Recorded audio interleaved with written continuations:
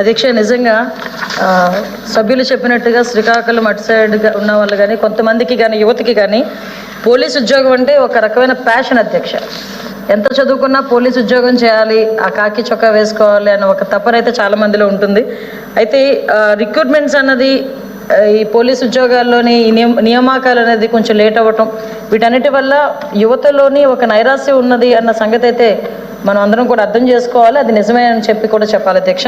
ఇక్కడ మనం ఒకసారి అబ్జర్వ్ చేసుకుంటే అధ్యక్ష, అంటే నియామకాలు తొందరగా చేయాలి, నియామకాల ద్వారా తొందరగా యువతను కొంచెం ముందుకు తీసుకెళ్లాలనే ఉద్దేశంలో ఈ విషయం చెప్పడం జరుగుతుంది.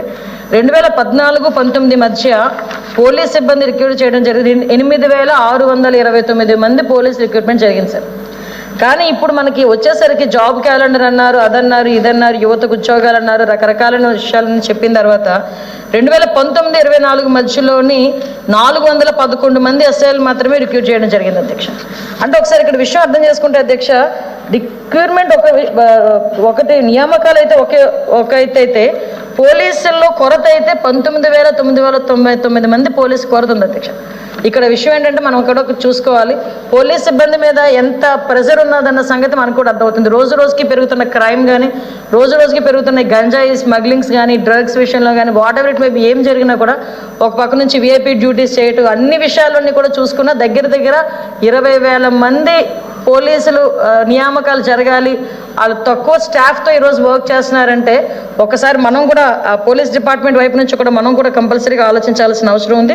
ఏదైతే 6,100 నియామకాల్లో హోంగార్డులకు సంబంధించి గౌరవ సభ్యులు చెప్పినట్టుగా అదైతే హోంగార్డుల విషయంలో ఏదైతే 1,300 మందికి హోంగార్డులకి వాళ్ళకి నియామకాలకి సెపరేట్గా ఉంచడం జరిగింది. దానిలో 300 మంది మాత్రమే హోంగార్డులు క్వాలిఫై అయ్యారు. సో మిగతా వాళ్ళందరినీ కూడా క్వాలిఫికేషన్లో మాకు చేయాలి అనే ఉద్దేశంతో వాళ్ళందరూ కూడా కోర్టుకు వెళ్ళడం జరిగింది. వాళ్ళందరికీ కూడా హైకోర్టు సానుకూలంగా స్పందించిన తర్వాత గవర్నమెంట్ మళ్ళీ సుప్రీంకోర్టులో వేసింది అధ్యక్ష. దాని మీద కూడా as early as possible review petition వేయించి దానికి కూడా యాజ్ ఎర్లీ యాజ్ పాసిబుల్ దానికి రీబ్యాక్ అంటే దానికి ఒక పరిష్కారం చూపించి ఆ నియామకాలు కూడా త్వరగా పూర్తి చేస్తామని చెప్పి మీ అందరికీ కూడా తెలియజేసుకుంటున్నాం.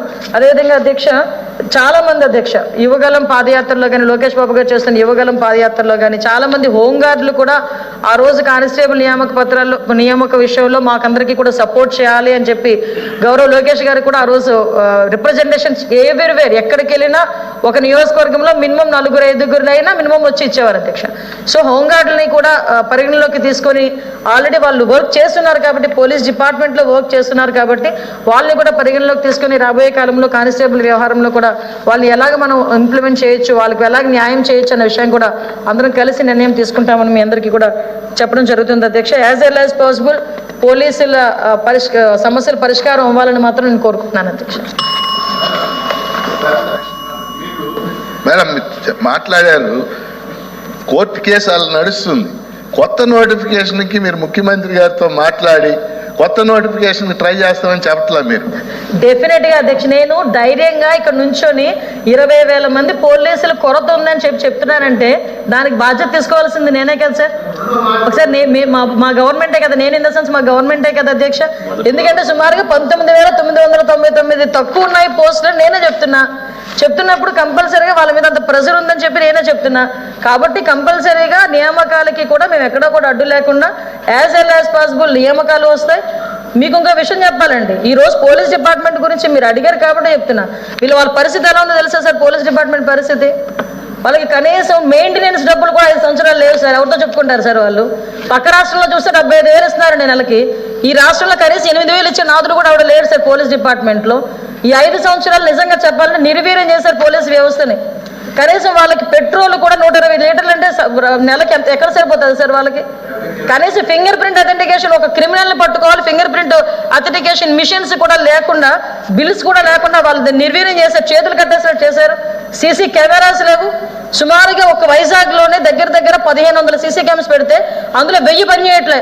500కి కూడా మనకి తిరిగి డేటా తీసుకురామంటే డేటా ఇచ్చే పరిస్థితులు లేదు. అంతవరకు ఎందుకంటే నిన్నగాక మొన్న మదనపల్లిలోని మనకి అక్కడ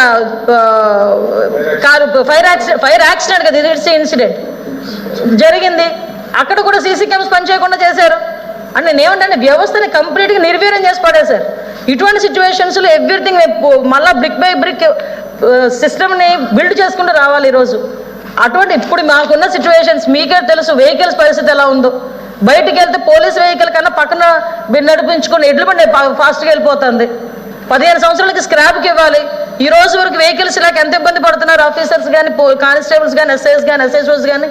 మేమేమంటామంటే పోలీసు వ్యవస్థని పునర్నిర్మించాలి. ఈరోజు జీరో నుంచి స్టార్ట్ చేయాలి పోలీసు వ్యవస్థని పునర్నిర్మించాలంటే. కనీసం మిగతా డిపార్ట్మెంట్లకి కనీసం ఎంతో కొంత కనీసం ఆక్సిజన్ అందుతుంది. కనీసం ఆక్సిజన్ లేక వెంటిలేటర్ మీద ఉన్న పరిస్థితి ఈరోజు పోలీస్ డిపార్ట్మెంట్ ఉంది.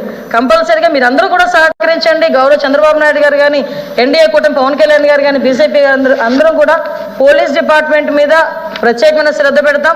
ముఖ్యంగా లా అండ్ ఆర్డర్ విషయంలోనే కానీ ఎక్కడ కూడా ఇబ్బందులు లేకుండా చూసుకునే బాధ్యత కూడా